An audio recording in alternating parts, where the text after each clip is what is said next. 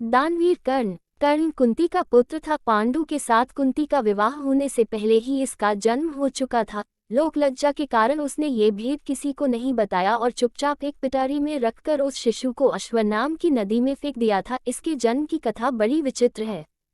राजा कुंतीभोज ने कुंती को पाल पोस कर बड़ा किया था। राजा के यहाँ एक बार महर्षि दुर्वासा आए, कुंती से उनका बड़ा सत्कार किया और जब तक वे ठहरे उन्हीं की सेवा शुश्रूषा में रही। इसकी इस श्रद्धा भक्ति से प्रसन्न होकर महर्षि ने उसे वार दिया कि वह जिस देवता को मंत्र पढ़कर बुलाएगी वही आ जाएगा और उसको संतान भी प्रदान करेगा। कुंती ने नादानी के कारण महर्षि के वरदान की परीक्षा लेने के लिए सूर्य नारायण का आवाहन किया। बीए सुशिक्षण सूर्यदेव वहां आ गए। उन्हीं के सहवास के कारण कुंती के गर्भ से कर्ण का जन्म हुआ। जब पिटारी में रखकर इस शिशु को उसने फेंक दिया तो वह पिटारी बहती हुई आगे पहुंची। वहां अधीर्त ने कौतूहलवश उसे उठा लिया और खोलकर देख तो उसमें एक जीवित शिशु देखकर वह आश्चर्य करने लगा। अधीर्त उस शिशु की निरीह अवस्था पर करुणा करके उसे अपने घर ले आया और उसका पालन पोषण करने लगा। उसने उसे अपनी संतान समझा। बालक के शरीर पर कवच कुंडल देखकर उसको और भी अधिक आश्चर्य हुआ और तभी उसे लगा कि वह बालक कोई होनहार राजकुमार है। उसने उसका नाम वसुसेन रखा। वसु का अर्थ है धन। कवच कुंडल रूपी धन उसके पास था। विधाता ने ही उसको इसे दिया था, इसलिए उसका नाम वसुसेन उचित ही था। वसुसेन जब कुछ बड़ा हुआ तो उसने शास्त्रों का अध्ययन करना आरंभ कर दिया। वह सूर्य का उपासक था। प्रातःकाल से लेकर संध्या तक वह सूर्य की उपासना ही किया करता था। दानी भी बहुत बड़ा था। उपासना के समय कोई भी आकर उससे जो कुछ भी मांगता वह बिना हिचकिचाए उसको दे देता था। अमूल्य से अमूल्य वस्तु से उसको मुंह नहीं था। उसका गौरव तो दानवीर कहलाने में था और अपने कृत्यों से उसने वास्तव में ये सिद्ध भी कर दिया कि वह दानवीर था। उसके समान दानी कौरवों और पांडवों में और कोई नहीं था। उसका परिचय तो हमें उस समय मिलता है जब इंद्र ब्राह्मण का वेश धारण करके उसके पास उसकी अमूल्य निधि कवच कुंडल मांगने गया था। उस समय कर्ण ने देवराज का स्वागत किया था और सहर्ष अपने कवच कुंडल उतारकर दे दिए थे। दान करते समय अपने हित या अहित विचार वह नहीं करता था। यद्यपि सूर्य भगवान पहले उसे मना कर चुके थे कि वह इन कवच कुंडलों को किसी को भी न दे, लेकिन दानवीर कर्ण किसी याचक को निराश करके वापस लौटाना तो जानता ही नहीं था। कर्ण के इस साहस के कारण ही उसका नाम वैकर्तन पड़ा था। यदि इस कवच कुंडलों को वह नहीं देता तो कोई भी योद्धा उसे युद्ध में परास्त नहीं कर सकता था। इंद्र ने अर्जुन के हित के लिए ही इनको मांगा था, क्योंकि इनके बिना अर्जुन कभी भी उसे नहीं हरा सकता था। फिर भी उसके इस अद्वितीय गुण से प्रभावित होकर इंद्र ने उसको एक पुरुष घातिनी अमोघ शक्ति दी। उस शक्ति से सामने का योद्धा किसी भी हालत में जीवित नहीं बच सकता था और उसको कर्ण ने अर्जुन के लिए रखा था।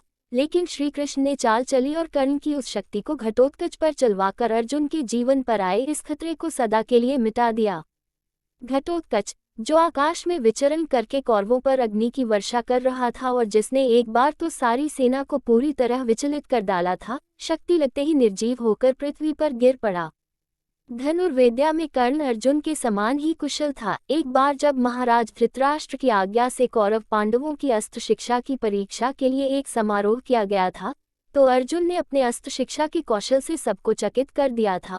उसने ऐसी ऐसी क्रियाएं कर दिखाई थी कि किसी भी योद्धा की हिम्मत नहीं होती थी कि उसका जवाब दे सके। एक विजेता की तरह के कौशल दिखाकर वह प्रशंसा लूट रहा था। दुर्योधन उस समय हतप्रभ सा होकर चुपचाप बैठा था। अर्जुन का सा कौशल दिखाना उसके सामर्थ्य के भी बाहर था। उसी समय कर्ण वहां आ पहुंचा और उसने मैदान में आकर अर्जुन को ललकारा, अर्जुन, जिस कौशल के बल पर तू यहाँ सबको चकित कर रहा है और सभी से प्रशंसा लूट रहा है, उसे मैं भी करके दिखा सकता हूँ। ये कहकर उसने धनुष पर बाण चढ़ाकर वही सब कुछ कर दिखाया जो अर्जुन ने किया था। चारों ओर से कर्ण की जय जयकार होने लगी। दुर्योधन का चेहरा अर्जुन के प्रतिद्वंद्वी को देखकर खिल उठा। उसने उसे हृदय से लगा दिया। उसने उसे अर्जुन के साथ द्वंद्व युद्ध करने के लिए प्रेरित किया। दुर्योधन की बात मानकर उसने अर्जुन को इसके लिए चुनौती दी। अर्जुन द्वंद्व युद्ध के लिए तैयार हो गया।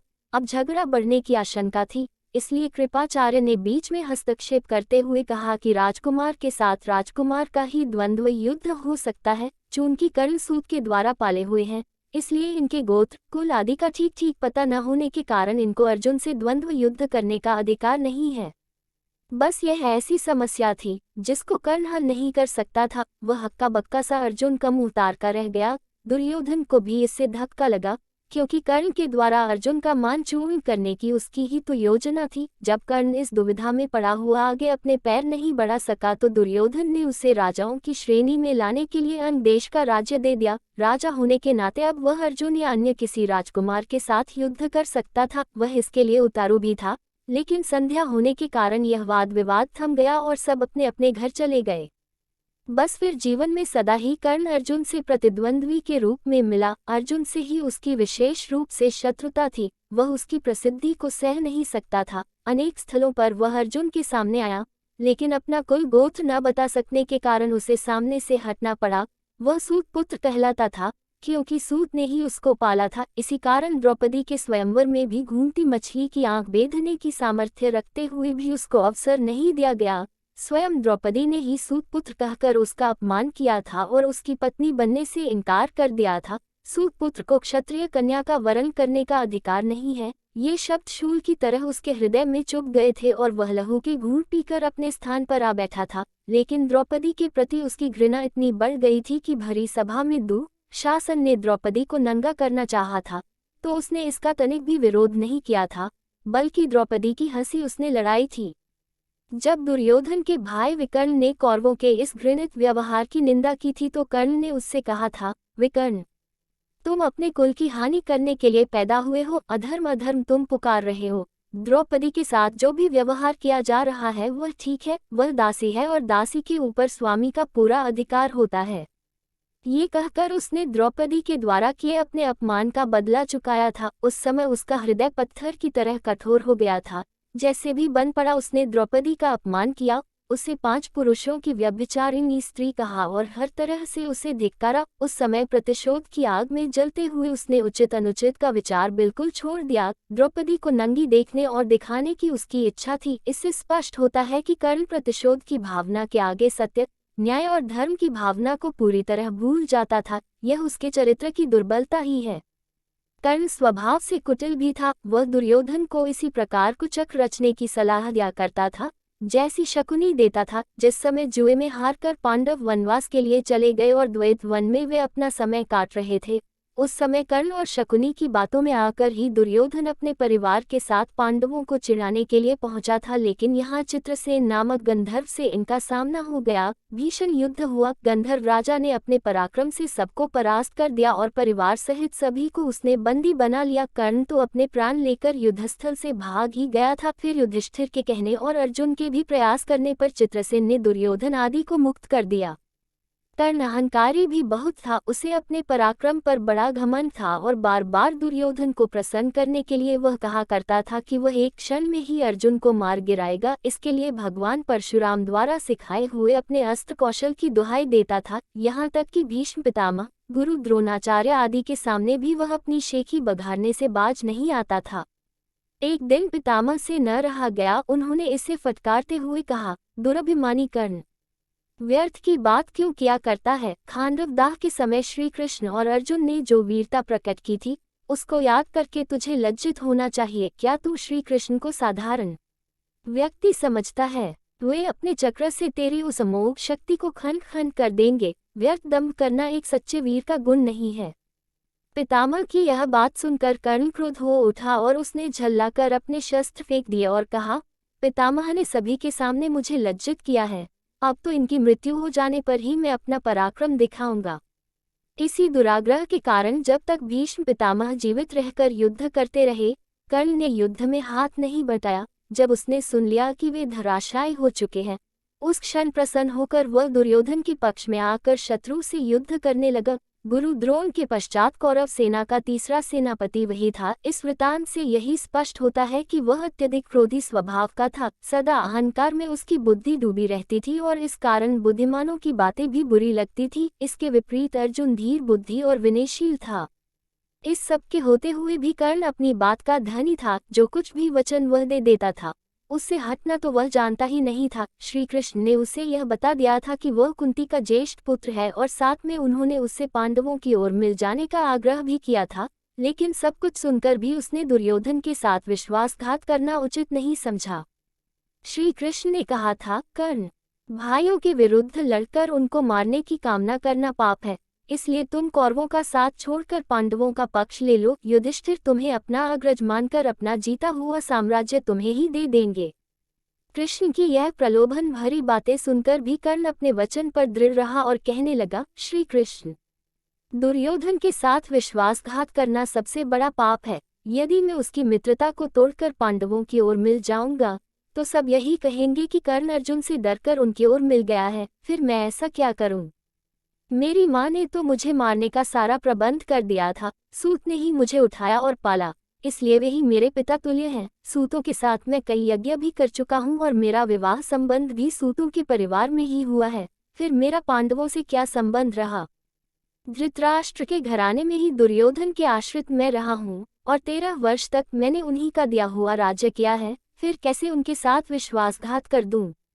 दुर्योधन को मेरे ऊपर पूरा विश्वास है। मेरे कहने से ही तो उसने इस युद्ध को मोल लिया है और अर्जुन के प्रतिद्वंद्वी के रूप में दुर्योधन की आशाएं मेरे ऊपर ही तो लगी हुई हैं। इस परिस्थिति में अपने आश्रयदाता और मित्र दुर्योधन को छोड़कर मैं कभी पांडव पक्ष में नहीं मिल सकता।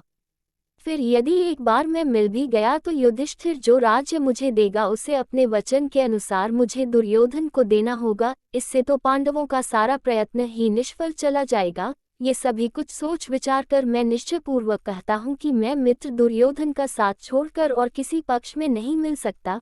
लेकिन हाँ, यह वचन अवश्य देता हूँ कि युद्ध में मेरा प्रतिद्वंद्वी केवल अर्जुन ही है। उसके सिवा किसी पांडव का वध मैं नहीं करूँगा। कर्ण का ये कथन उसके चरित्र की महानता पर प्रकाश डालता है।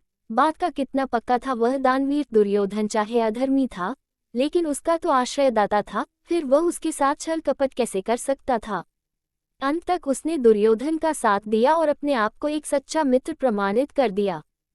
कर्तव्य के प्रति कर्ण पूरी तरह कठोर था। वह युधिष्ठिर तथा अर्जुन की तरह सहृदय नहीं था कि पांडवों के विषय में ये ज्ञात होते ही कि ये उसके भाई हैं, युद्ध करना बंद कर दे। एक बार मन में दृढ़ संकल्प करके उसको पूरी तरह निभाना ही उसके जीवन का उद्देश्य था। दुर्योधन की सहायता करना उसका कर्तव्य था। इससे पांडवों के प्रति जागृत हुआ भ्रातृत्व भाव भी उसे विचलित न कर सका और फिर भी अर्जुन के प्रति कठोर और ईर्ष्यापूर्ण दृष्टि उसकी बनी ही रही। यहाँ तक कि स्वयं माता कुंती ने जाकर कर्ण को अपनी ओर मिलाने की इच्छा प्रकट की थी, लेकिन उस समय भी वह वीर अपने पद से विचलित नहीं हुआ। यह उसके चरित्र की श्रेष्ठता ही थी। फिर एक बार कृष्ण को वचन देकर अर्जुन के सिवा अन्य किसी पांडव की ओर उसने शस्त्र नहीं उठाया। अर्जुन से ही युद्ध करते हुए वह वीरगति को प्राप्त हुआ था। महाभारत युद्ध में भी उसकी वीरता देखकर स्वयं श्री कृष्ण उसकी प्रशंसा करने लगे थे। कितनी ही बार वह अर्जुन के रथ को पीछे हटा देता था। जब तक वह सेनापति रहा, अर्जुन बार बार उसके प्रहारों से विचलित हो उठता था। उसकी समझ में नहीं आता था कि वह कैसे इस परम योद्धा को परास्त करे। अंत में पूरी तरह निराश होकर उसने कृष्ण की ओर देखा। कर्ण के रथ का पहिया जमीन में धंस गया था। वह उसे निकालने का प्रयत्न कर रहा था। उसी समय कृष्ण के इशारा करने पर अर्जुन ने अन्याय का आश्रय लेकर उसका वध किया। नहीं तो उस वीर को मारना बहुत कठिन था। फिर यदि उसके हाथ में इंद्र की वह मोह शक्ति होती तो फिर उसको कोई भी पराजित नहीं कर सकता था और यह निश्चय था कि वह अर्जुन का वध करके विजय का शंख फूंक देता। लेकिन विधाता की यही गति थी। अमोघ शक्ति को वह पहले ही घटोत्कच पर चला चुका था। अब उसके पास विशेष अस्त्र कोई नहीं था। फिर भी बड़ी कठिनाई से अर्जुन उसे मार पाया था। महाभारत में जहाँ भी उसके पराक्रम का वर्णन आया है, वहाँ अर्जुन के बराबर ही उसको पराक्रमी माना गया है और था भी वह इतना ही पराक्रमी। कर्ण के पराक्रम में धब्बा लगाने वाली एक बात यह है कि वह कपटी भी था। वह सदा सत्य और न्याय का ही आश्रय नहीं लेता था। उसने अल्पवयस्क राजकुमार अभिमन्यु का चक्रव्यूह के भीतर औरों के साथ मिलकर वध किया था। उसी ने उसके धनुष को काट गिराया था और फिर उसने हत्थे बालक पर 6 महारथियों ने मिलकर आक्रमण किया था, जिनमें से एक वह भी था। निहत्थे बालक की हत्या करने का अपराध सदा उसके चरित्र के साथ लगा रहेगा। इसीलिए इतना पराक्रमी होने पर भी कर्ण अर्जुन की तरह महापुरुष की कोटि में नहीं आ सकता। उसका हृदय कलुषित था। इस तरह कर्ण के चरित्र पर दृष्टिपात करने से मालूम होता है कि वह किसी दृष्टि से महान था और अपने किन्हीं व्यवहारों के कारण पतित भी था। उसकी महानता उसके दानवीर होने में है, उसके दृढ़ संकल्प होने में है, उसके अपने मित्र और आश्रयदाता के विश्वास पात्र होने में है।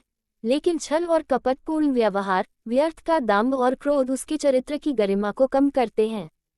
वह इतना पराक्रमी था कि उसके मरते ही दुर्योधन का सारा धैर्य टूट गया था और अब उसे अपनी पराजय की आशंका निश्चित लगने लगी थी। और वही हुआ भी। कर्ण की मृत्यु के पश्चात कौरवसेना का विनाश हो गया, स्वयं दुर्योधन भी भीम के द्वारा मार डाला गया। युद्ध में पांडवों को विजय प्राप्त हुई।